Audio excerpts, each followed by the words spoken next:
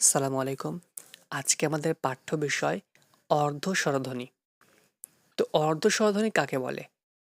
দুই স্বরধ্বনির মাঝখানে কিংবা এক শব্দের শেষে এবং পরবর্তী শব্দের আদিতে একই স্বরধ্বনি থাকলে একসঙ্গে উচ্চারণ করতে বাকযন্ত্রগুলোর অসুবিধা হয়। এই অসুবিধা দূর করার জন্য উক্ত ধ্বনিগুলোর মাঝখানে যে পিচ্ছিল ধ্বনি উচ্চারিত হয় তাই অর্ধ স্বরধ্বনি। সহজ করে বললে যে যদি একের অধিক অর্থাৎ দুইটি স্বরধ্বনি একসাথে পাশাপাশি অবস্থান করে তখন তাদের উচ্চারণ করতে একটু অসুবিধা হয়। সেই সমস্যার সমাধান করার জন্য দ্বিতীয় স্বরধ্বনিটা একটু পিচ্ছিল ধরনের হয়। পিচ্ছিল মানে সেই স্বরধ্বনিটা দীর্ঘ করা যায় না, মানে টেনে লম্বা করা যায় না। যেমন আমি যদি বলি লাউ, খেয়াল করো এই লাউটাকে যদি ভেঙে ফেলি তাহলে ল যোগ আ যোগ রস্য উ। এইখানে আমি কখনোই বলতে পারি না লাউ, আমি লাউ বলেই থেমে যাই, লাউ। সো এই যে আমি শেষ ধ্বনির সাথে আমি চাইলে টেনে পড়তে পারছি না, এইটাকে বলে পিচ্ছিল ধ্বনি। আর সেই পিচ্ছিলটাই হচ্ছে অর্ধস্বরধ্বনি। তো অর্ধস্বরধ্বনির ক্ষেত্রে মাথায় রাখতে হবে যে দুইটি স্বরধ্বনি পাশাপাশি আসলে পরেরটি অর্ধস্বরধ্বনি আর প্রথমটি পূর্ণ স্বরধ্বনি হয় এবং এই দুইটাকে একত্র করে হয় দ্বিস্বরধ্বনি। আমরা পরবর্তী ক্লাসে দ্বিস্বরধ্বনির সম্পর্কে বিস্তারিত আলোচনা করব ইনশাল্লাহ। অর্ধ স্বরধ্বনি আসলে কয়টি, এটা নিয়ে পণ্ডিতদের মধ্যে ব্যাপক মতভেদ রয়েছে। যেমন সুকুমার ও সুনীত কুমার এই দুইজনের মতে অর্ধ স্বরধ্বনি দুইটি, আব্দুল হাইয়ের মতে অর্ধ স্বরধ্বনি তিনটি। অন্যদিকে মুনির, ফার্গুসন, পবিত্র সরকার, গণেশ বসু এই চারজনই বলছে যে অর্ধ স্বরধ্বনি মোট চারটি। আর তা হলো আমরা যে গত 2 নম্বর ক্লাসে দেখেছিলাম একটা ছক, সেই ছকের উপরের দিকের বামের দুইটি ধ্বনি এবং ডানের দিকের দুইটি ধ্বনি, এই চারটি ধ্বনি হচ্ছে অর্ধস্বরধ্বনি। তবে অর্ধস্বরধ্বনির সাথে মৌলিক স্বরধ্বনির পার্থক্যটা কোথায়? আমি যদি বলি লাউ শব্দে কী ধরনের ধ্বনি ব্যবহৃত হয়েছে, তখন বলবো যৌগিক স্বরধ্বনি। কেন বলতো? কারণ আমরা জানি যে লাউকে ভাঙলে হয় ল যোগ আ যোগ রস্য উ, অর্থাৎ আ একটা স্বরধ্বনি আর রস্য উ একটা স্বরধ্বনি, দুইটা স্বরধ্বনি একসাথে যুক্ত হয়েছে, ফলে এটা দ্বি স্বরধ্বনি।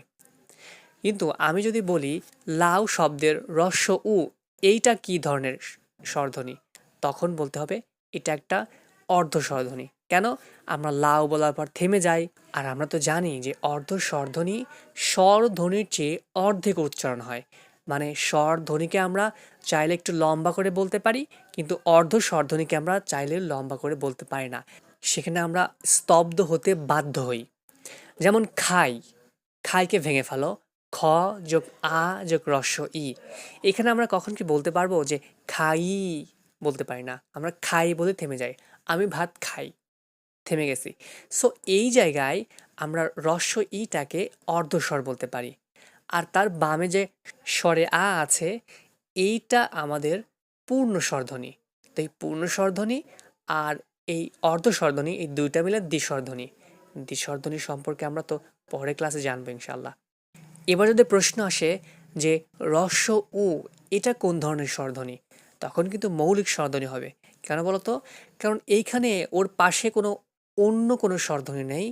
ও উচ্চারণ শোনার সময় থেমে যাচ্ছে না, শব্দ ব্যবহার হচ্ছে না, শুধুমাত্র ইন্ডিভিজুয়ালভাবে কোনো স্বরধ্বনি থাকলে তখন সেটা মৌলিক স্বরধ্বনি হবে। ওকে? যদি একের অধিক স্বরধ্বনি থাকে একসাথে তখন সেখানে যৌগিক স্বরধ্বনি হবে অথবা দ্বি-স্বরধ্বনি হবে। যৌগিক স্বরধ্বনি আর দ্বি-স্বরধ্বনি দুটো কিন্তু একই।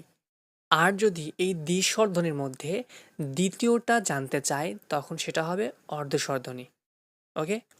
আচ্ছা, এবার আমরা দেখি যে অর্ধস্বরধ্বনির বৈশিষ্ট্য। প্রথমে দেখো, অর্ধস্বরধ্বনি উচ্চারণের জিহ্বার সুনির্দিষ্ট স্থান নেই। কেন বলতো? কারণ আমরা পূর্বে 2 নম্বর ক্লাসে জেনেছিলাম যে স্বরধ্বনি উচ্চারণের সময় সেখানে জিহ্বাটা কখনো সামনে যায়, কখনো পেছনে যায়, কখনো মাঝামাঝি থাকে, কখনো উপরে যায়, কখনো নিচে যায়। এইভাবে স্বরধ্বনিগুলো উচ্চারিত হয়। কিন্তু অর্ধ স্বরধ্বনি এটা তো পূর্ণ স্বরধ্বনি না। সো ওর নির্দিষ্ট কোনো জায়গা নেই। ও কখন কোথায় যায় তার তো কোনো ঠিক ঠিকানা নেই। ওকে, এবার ২ নাম্বার, উচ্চারণের স্থিতিকাল অত্যন্ত অল্প। অর্থাৎ একটি ধ্বনি পুরোপুরি উচ্চারিত হতে না হতেই জিহ্বা পরবর্তী ধ্বনির দিকে অগ্রসর হয়। মানে যেহেতু অর্ধস্বরধ্বনি একটা অপূর্ণ, তাই যখনই বামের পূর্ণ ধ্বনিটা উচ্চারিত হয় এবং পরবর্তী অর্ধ স্বরধ্বনিটা উচ্চারিত হয়, সেটা পূর্ণ না হয়ে জিহ্বাটা পরবর্তী মানে অর্ধ স্বরধ্বনির পরবর্তী যেটা স্বরধ্বনি আছে সেইটার দিকে ধাবিত হয়। আর আমরা তো জানি যে অর্ধ স্বরধ্বনি তখনই আসে যখন পাশাপাশি দুইটি স্বরধ্বনি মানে পূর্ণ স্বরধ্বনি এসে সেটাতে উচ্চারণে ব্যাঘাত ঘটায়। আর এই সমস্যা সমাধানের জন্যই তো অর্ধস্বরধ্বনি আসে, তাই না? সো যখনই অর্ধস্বরধ্বনিটা আসে মাঝখানে, তার উচ্চারণ সময়টা খুবই সংক্ষিপ্ত থাকে, পূর্ণ স্বরধ্বনির চেয়ে কম। এবার ৩ নাম্বার, অর্ধস্বরধ্বনি ঘোষ অঘোষ উভয় প্রকার হতে পারে। আমরা গত ২ নাম্বার পর্বে দেখেছিলাম স্বরধ্বনির সবগুলোই সবসময় ঘোষ হয়, কিন্তু এইখানে অর্ধস্বরধ্বনিগুলো যেহেতু পূর্ণ না, সো স্বরধ্বনির নিয়ম তো মানবে না। তাই অর্ধস্বরধ্বনিগুলা কখনো ঘোষও হতে পারে, কখনো অঘোষও হতে পারে।